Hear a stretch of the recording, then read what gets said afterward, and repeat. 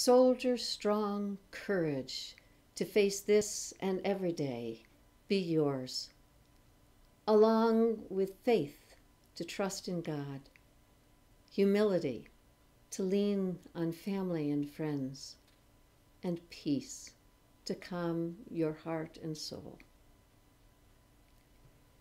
My last soldier story is found in the Gospel of Matthew, chapter 8, verses 8 through 10. It's about another Roman centurion, this time unnamed. When Jesus entered Capernaum, a centurion came to him, appealing to him and saying, "Lord, my servant is lying at home paralyzed, in terrible distress." Jesus said to him, "I will come and cure him." The centurion answered, "Lord, I'm not worthy to have you come under my roof, but only speak the word, and my servant will be healed. For I also am a man under authority, with soldiers under me, and I say to one, 'Go,' and he goes, and to another, 'Come,' and he comes, and to my slave, 'Do this,' and the slave does it."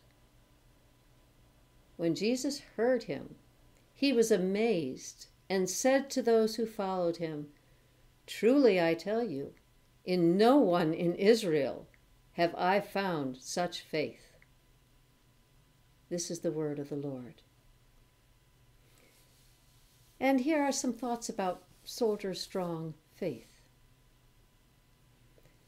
This centurion was as confident within himself as Cornelius was, but in an entirely different way. He was all soldier, thoroughly Roman, but he knew of Jesus and respected him enough to bring his concern about his sick servant. The centurion shows a curious mix of humility and authority in the interaction that follows. He addresses Jesus as Lord, as if he had set aside his position of power and was making his appeal in all humility. Yet he doesn't actually ask, as if he assumes this Jewish man will, of course, know what needs to be done and will do whatever a Roman soldier says. The humble side returns in the centurion's self-described unworthiness to have Jesus come to his home. But the Roman's deep-seated sense of authority is clear in the way he expects Jesus to handle the situation. As a centurion, he knows all about authority. He takes orders and gives them all the time.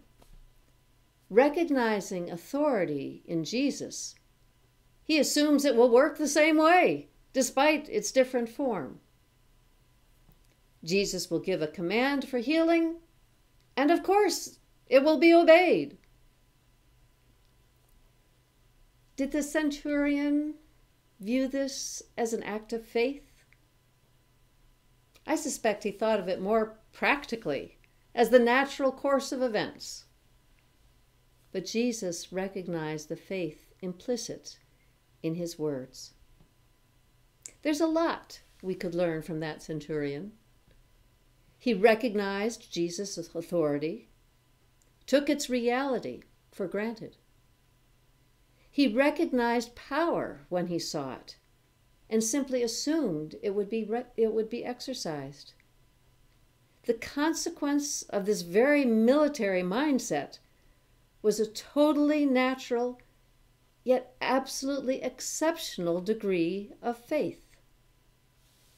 It may function somewhat differently from a more typical faith, but that's because this is soldier-strong faith.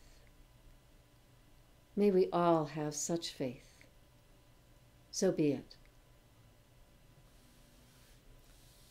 The quote today is from Tom Spanbauer, who writes, "The key to being a warrior is not to be afraid of who you are.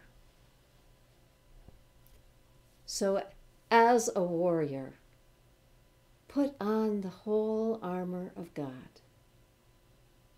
And may God protect and defend your spirit, mind, heart, and body.